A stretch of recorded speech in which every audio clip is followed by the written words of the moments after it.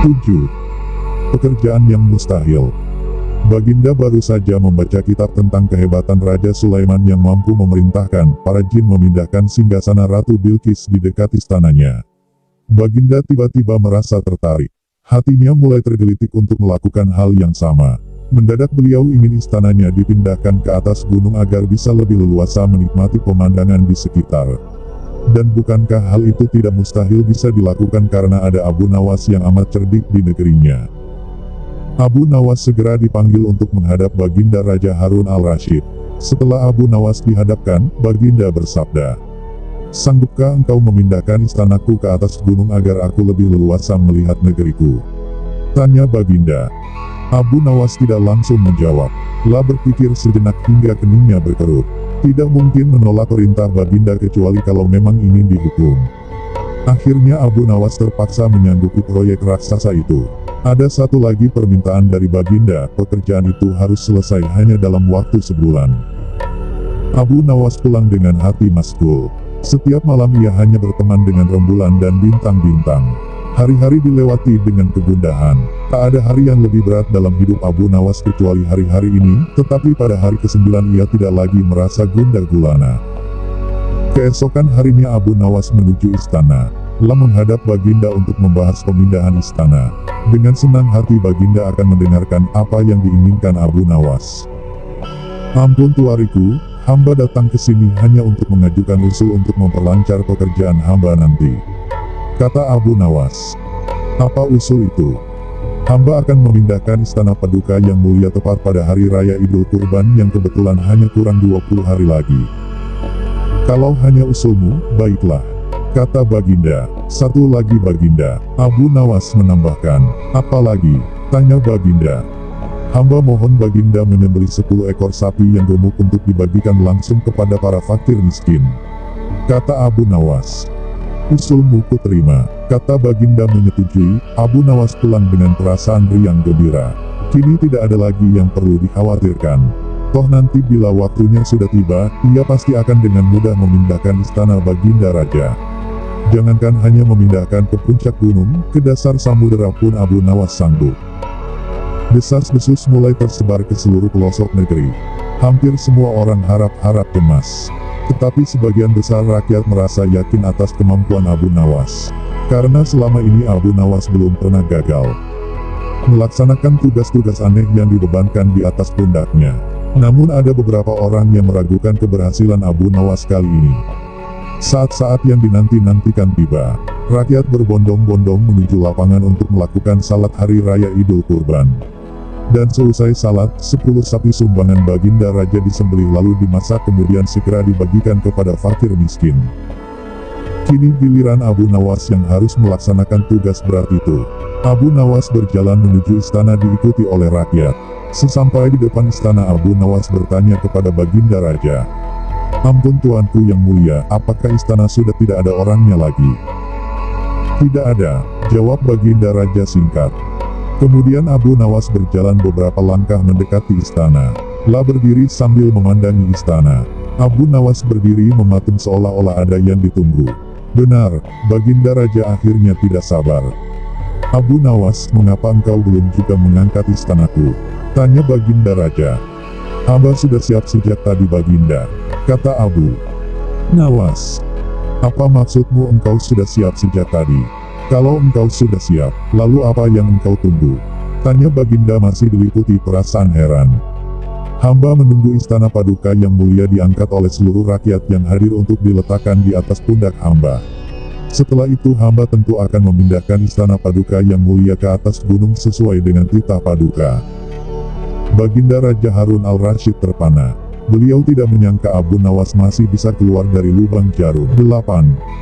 Botol ajaib. Tidak ada henti-hentinya, tidak ada kapok-kapoknya. Baginda selalu memanggil Abu Nawas untuk dijebak dengan berbagai pertanyaan atau tugas yang aneh-aneh. Hari ini Abu Nawas juga dipanggil ke istana. Setelah tiba di istana, Baginda Raja menyambut Abu Nawas dengan sebuah senyuman. "Akhir-akhir ini aku sering mendapat gangguan perut," kata tabib pribadiku. "Aku kena serangan angin," kata Baginda Raja memulai pembicaraan. "Ampun tuanku, apa yang bisa hamba lakukan hingga hamba dipanggil?" Tanya Abu Nawas. Aku hanya menginginkan engkau menangkap angin dan memenjarakannya, kata Baginda. Abu Nawas hanya diam, tak sepatah kata pun keluar dari mulutnya. Lah tidak memikirkan bagaimana cara menangkap angin nanti, tetapi ia masih bingung bagaimana cara membuktikan bahwa yang ditangkap itu memang benar-benar angin. Karena angin tidak bisa dilihat, tidak ada benda yang lebih aneh dari angin. Tidak seperti halnya air, walaupun tidak berwarna tetapi masih bisa dilihat, sedangkan angin tidak. Baginda hanya memberi Abu Nawas waktu tidak lebih dari 3 hari. Abu Nawas pulang membawa pekerjaan rumah dari Baginda Raja. Namun Abu Nawas tidak begitu sedih, karena berpikir sudah merupakan bagian dari hidupnya, bahkan merupakan suatu kebutuhan. Lah yakin bahwa dengan berpikir akan terbentang jalan keluar dari kesulitan yang sedang dihadapi. Dan dengan berpikir pula ia yakin bisa menyumbangkan sesuatu kepada orang lain yang membutuhkan, terutama orang-orang miskin. Karena tidak jarang Abu Nawas membondol sepundi penuh uang emas hadiah dari Baginda Raja atas kecerdikannya. Tetapi sudah 2 hari ini Abu Nawas belum juga mendapat akal untuk menangkap angin, apalagi memenjarakannya. Sedangkan besok adalah hari terakhir yang telah ditetapkan Baginda Raja. Abu Nawas hampir putus asa. Abu Nawas benar-benar tidak bisa tidur walau hanya sekejap. Mungkin sudah takdir, kayaknya kali ini Abu Nawas harus menjalani hukuman karena gagal melaksanakan perintah Baginda. Lah berjalan gontai menuju istana. Di sela-sela kepasrahannya kepada takdir ia ingat sesuatu, yaitu Aladin dan lampu wasiatnya. Bukankah jin itu tidak terlihat? Abu Nawas bertanya kepada diri sendiri. Lah bergerak girang dan segera berlari pulang. Sesampai di rumah ia secepat mungkin menyiapkan segala sesuatunya kemudian menuju istana. Di pintu gerbang istana Abu Nawas langsung dipersilahkan masuk oleh para pengawal karena Baginda sedang menunggu kehadirannya. Dengan tidak sabar Baginda langsung bertanya kepada Abu Nawas. Sudahkah engkau berhasil memenjarakan angin, hai Abu Nawas? Sudah Paduka yang mulia, jawab Abu Nawas dengan muka berseri-seri sambil mengeluarkan botol yang sudah disumbat. Kemudian Abu Nawas menyerahkan botol itu. Baginda menimang-nimang botol itu. Mana angin itu, hai Abu Nawas? Tanya Baginda. Di dalam tuanku yang mulia, jawab Abu Nawas penuh takzim. Aku tak melihat apa-apa, kata Baginda Raja. Ampun tuanku, memang angin tak bisa dilihat, tetapi bila Paduka ingin tahu angin, tutup botol itu harus dibuka terlebih dahulu, kata Abu Nawas menjelaskan. Setelah tutup botol dibuka Baginda mencium bau busuk, bau kentut yang begitu menyengat hidung. Bau apa ini, hai Abu Nawas? Tanya Baginda marah. Ampun tuanku yang mulia, tadi hamba buang angin dan hamba masukkan ke dalam botol. Karena hamba takut angin yang hamba buang itu keluar, maka hamba memenjarakannya dengan cara menyumbat mulut botol, kata Abu Nawas ketakutan. Tetapi Baginda tidak jadi marah karena penjelasan Abu Nawas memang masuk akal. Dan untuk kesekian kali Abu Nawas selamat. 9. Ibu sejati. Kisah ini mirip dengan kejadian pada masa Nabi Sulaiman ketika masih muda. Entah sudah berapa hari kasus seorang bayi yang diakui oleh 2 orang ibu yang sama-sama ingin memiliki anak.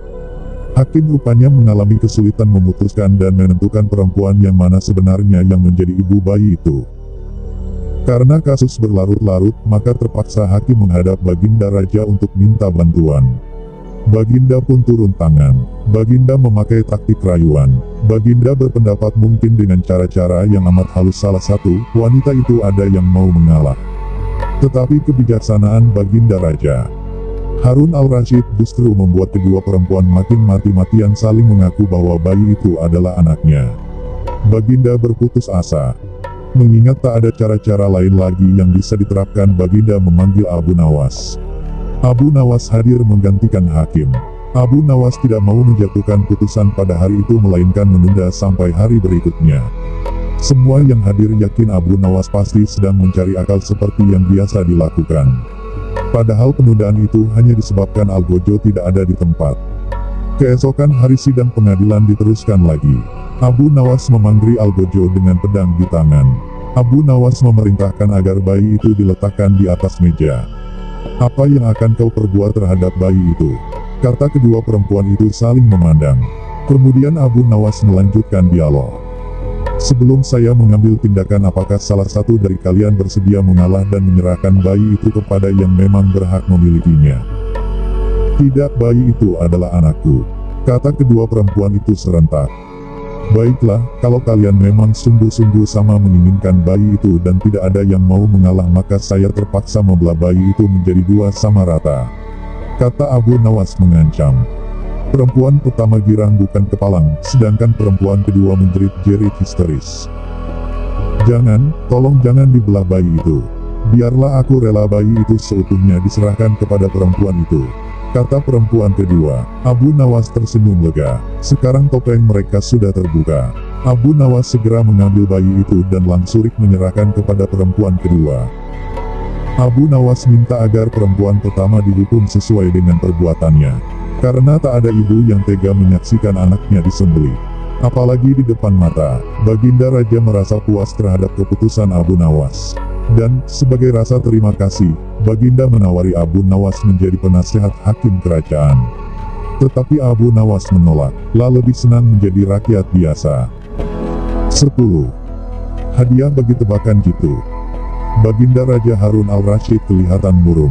Semua menterinya tidak ada yang sanggup menemukan jawaban dari dua pertanyaan Baginda.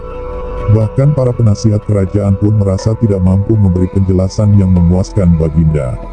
Padahal Baginda sendiri ingin mengetahui jawaban yang sebenarnya. Mungkin karena amat penasaran, para penasihat Baginda menyarankan agar Abu Nawas saja yang memecahkan dua teka-teki yang membingungkan itu. Tidak begitu lama Abu Nawas dihadapkan. Baginda mengatakan bahwa akhir-akhir ini ia sulit tidur karena diganggu oleh keingintahuan menyingkap dua rahasia alam. Tuanku yang mulia, sebenarnya rahasia alam yang manakah yang Paduka maksudkan? Tanya Abu Nawas ingin tahu. Aku memanggilmu untuk menemukan jawaban dari dua teka-teki yang selama ini menggoda pikiranku, kata Baginda. Bolehkah hamba mengetahui kedua teka-teki itu, wahai Paduka junjungan hamba? Yang pertama, di manakah sebenarnya batas jagat raya ciptaan Tuhan kita? Tanya Baginda. Di dalam pikiran, wahai Paduka yang mulia, jawab Abu Nawas tanpa sedikit pun perasaan ragu. Tuanku yang mulia, lanjut Abu Nawas, ketidakterbatasan itu ada karena adanya keterbatasan. Dan keterbatasan itu ditanamkan oleh Tuhan di dalam otak manusia. Dari itu manusia tidak akan pernah tahu di mana batas jagat raya ini. Sesuatu yang terbatas tentu tak akan mampu mengukur sesuatu yang tidak terbatas. Baginda mulai tersenyum karena merasa puas mendengar penjelasan Abu Nawas yang masuk akal. Kemudian Baginda melanjutkan teka-teki yang kedua. Wahai Abu Nawas, manakah yang lebih banyak jumlahnya, bintang-bintang di langit ataukah ikan-ikan di laut? Ikan-ikan di laut, jawab Abu Nawas dengan tangkas. Bagaimana kau bisa langsung memutuskan begitu? Apakah engkau pernah menghitung jumlah mereka? Tanya Baginda heran. Paduka yang mulia, bukankah kita semua tahu bahwa ikan-ikan itu setiap hari ditangkapi dalam jumlah besar, namun begitu jumlah mereka tetap banyak seolah-olah tidak pernah berkurang karena saking banyaknya. Sementara bintang-bintang itu tidak pernah rontok, jumlah mereka juga banyak. Jawab Abu Nawas meyakinkan. Seketika itu rasa penasaran yang selama ini menghantui Baginda sirna tak berbekas. Baginda Raja Harun al-Rasyid memberi hadiah Abu Nawas dan istrinya uang yang cukup banyak. Tidak seperti biasa, hari itu Baginda tiba-tiba ingin menyamar menjadi rakyat biasa. Beliau ingin menyaksikan kehidupan di luar istana tanpa sepengetahuan siapapun agar lebih leluasa bergerak. Baginda mulai keluar istana dengan pakaian yang amat sederhana layaknya seperti rakyat jelata. Di sebuah perkampungan beliau melihat beberapa orang berkumpul. Setelah Baginda mendekat, ternyata seorang ulama sedang menyampaikan kuliah tentang alam barzakh. Tiba-tiba ada seorang yang datang dan bergabung di situ, bertanya kepada ulama itu. Kami menyaksikan orang kafir pada suatu waktu dan mengintip kuburnya, tetapi kami tiada mendengar mereka berteriak dan tidak pula melihat penyiksaan-penyiksaan yang katanya sedang dialaminya. Maka bagaimana cara membenarkan sesuatu yang tidak sesuai dengan yang dilihat mata? Ulama itu berpikir sejenak kemudian ia berkata, untuk mengetahui yang demikian itu harus dengan panca indera yang lain. Ingatkan kamu dengan orang yang sedang tidur. Dia kadangkala bermimpi dalam tidurnya digigit ular, diganggu dan sebagainya. Dia juga merasa sakit dan takut ketika itu bahkan memekik dan keringat bercucuran pada keningnya. Telah merasakan hal semacam itu seperti ketika tidak tidur. Sedangkan engkau yang duduk di dekatnya menyaksikan keadaannya seolah-olah tidak ada apa-apa. Padahal apa yang dilihat serta dialaminya adalah dikelilingi ular-ular. Maka jika masalah mimpi yang remeh saja sudah tidak mampu mata lahir melihatnya, mungkinkah engkau bisa melihat apa yang terjadi di alam barzakh? Baginda Raja terkesan dengan penjelasan ulama itu. Baginda masih ikut mendengarkan kuliah itu. Kini ulama itu melanjutkan kuliahnya tentang alam akhirat. Dikatakan bahwa di surga tersedia hal-hal yang amat disukai nafsu, termasuk benda-benda.